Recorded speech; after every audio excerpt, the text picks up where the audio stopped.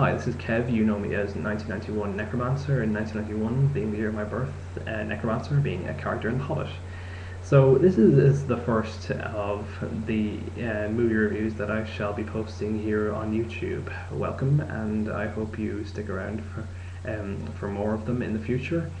Tonight I saw the film 50/50, which is a comedy film, but it's a comedy. It's not your typical comedy film. It's based around the last subject you'd ever expect a comedy film to focus on, which is cancer. I was kind of shocked when I discovered this, but then I found out that the guy who wrote the film, his name is Will Reiser. He is in fact a cancer survivor. Oh, I thought, yeah, he'd be able to see the funny side of having an illness like that. Um, he's a good friend of Evan Goldberg and Seth Rogen, who were behind films like Pineapple Express, Superbad, and Knocked Up. You know, just laugh-a-minute comedy movies. But this film is different. It's full of emotion as well as humor. Like we really see what it's like to have this disease. Um, anyway, the main character is a guy named Adam, who is based on Will.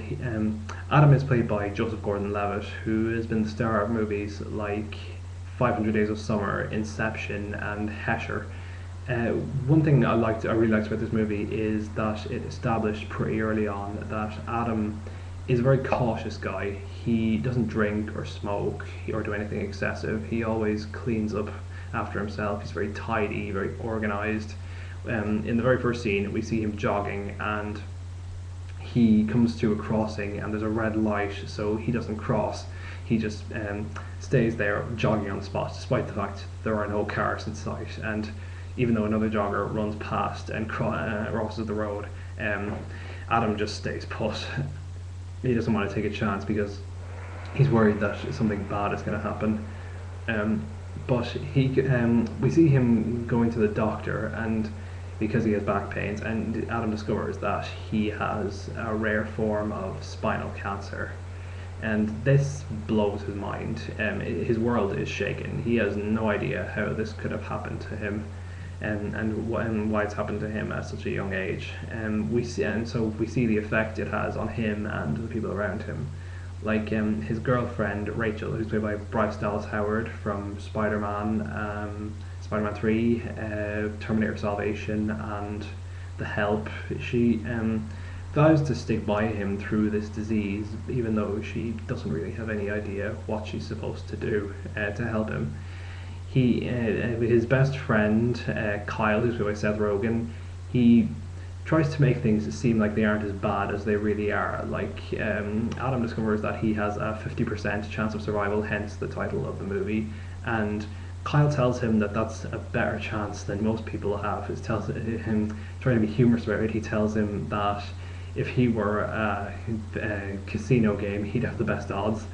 And probably the person who's most affected by this, other than Adam himself, is his mother, because she has to look after his father, who has Alzheimer's, so she can't really talk to him about it. And on the other hand, Adam, her son, has cancer, and he doesn't want to talk to her about it because they've kind of become distant, because Adam is sick of her being overprotective of him and constantly smothering him. So he doesn't return her calls and the like. She's played by Angelica Houston, of the Addams Family fame, and a lot of people have said that this is a return to prominence for her, and I agree with them because she plays this character very well. She really shows the anguish and the loneliness of her. Anyway, Adam goes to get chemo, and he meets these two guys named Alan and Mitch, who are two cancer patients much older than himself, and they've had it for quite a while, so they know what they can do to make the situation as enjoyable as possible. So that usually involves getting stoned. They're played by Philip Baker Hall and Matt Frewer, respectively. Who are quite funny. They're just two really obscene old guys. And after Adam, the first time that Adam goes and gets stoned with them, he afterwards we see him walking down the corridor of the hospital, and he sees stuff around him, like people suffering. He sees a guy on a stretcher. He sees these two people hugging and crying because one of them is really ill, and he sees a body bag being brought out of the morgue. And when he sees this body bag, he tries to look somber, but as soon as he walks past it, he just bursts out laughing because he's in such a good mood from being high. Like, it's a first for him because he never did that before he got cancer. Um, he also starts going to see this young doctor in training named Catherine. She's played by Anna Kendrick from Scott Pilgrim vs. the World and the Twilight movies. Like, she knows her stuff, but she's inexperienced. He's only her third patient, so she tries to comfort him. She does things like put her hand on his arm to try and convince him that she understands him, that she knows what he's going through, but it usually doesn't have the desired effect. It's normally quite awkward. Um, anyway, an interesting aspect of this movie was how Adam's state of mind, like as it progresses, like even though people tell him that he's going to be fine and he's going to pull through it, he starts to doubt that, and he starts to see everyone else as being in the way, and usually lashes out at people, especially Kyle, who Adam himself and we the audience start to wonder, does Kyle really care about him, or is he just taking advantage of the situation? Like, there's one scene where they go to a bar and use Adam's illness to gain sympathy so that they can pick up girls, which is a pretty shitty thing to do. But I suppose what made it so the situation so convincing, especially on Seth Rogen's part, was the fact that it is based on Will Rogers' life, as I said before. But Rogen is essentially playing himself during that period. These are things that he really did while Will was sick, which is pretty shocking. The director is a guy named Jonathan Levine. I looked at his filmography, and he directed films like All the Boys Love Mandy Lane and The Whackness, but I've not seen any of those. This is the first film of his that I've seen. And he doesn't really seem like the kind of director who takes charge. He kind of leaves the cast to their own devices, which I thought was a very good idea, because the cast in this movie are very talented, particularly Joseph Gordon-Levitt. He has the ability to go from being funny to being very raw and emotional and dramatic, and he makes it look effortless. He's definitely one of the best young actors around today. And Seth Rogen, as always, is very funny. He's just hilarious, no matter what kind of character he's playing. But in pretty much all the movies he's in, he is a character who just doesn't give a shit.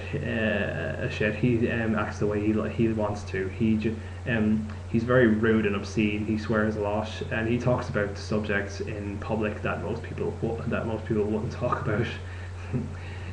Like, there's a scene where Adam shaves his head, and he in Kyle's bathroom, and he uses this razor, but then discovers that it's something that it's a razor that Kyle uses for manscaping, which he finds pretty disgusting.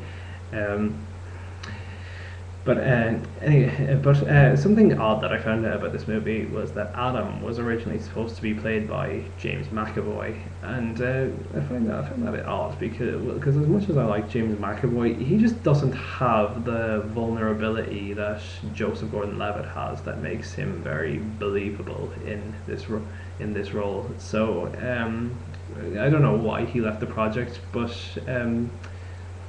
I suppose it was kind of fortunate that I did, because Joe just suits the character so well. But the thing I like the most about this movie is that it's so different from most comedy films, because a lot of them don't really stay with you. You have a laugh, and then you won't really watch it again, because you don't really make a connection with it. But with this, you do, because it's the perfect balance of humor and drama and emotion. It can bring a tear to your eye, but there are times when it's very uplifting as well. And I suppose I don't have cancer, and I never, but I can imagine that. But and I can't speak for anyone who does, but I can kind of imagine that they'd find this film very emotional. So um, I highly recommend 50-50. I think it's one of the best comedy films I've seen in a long time.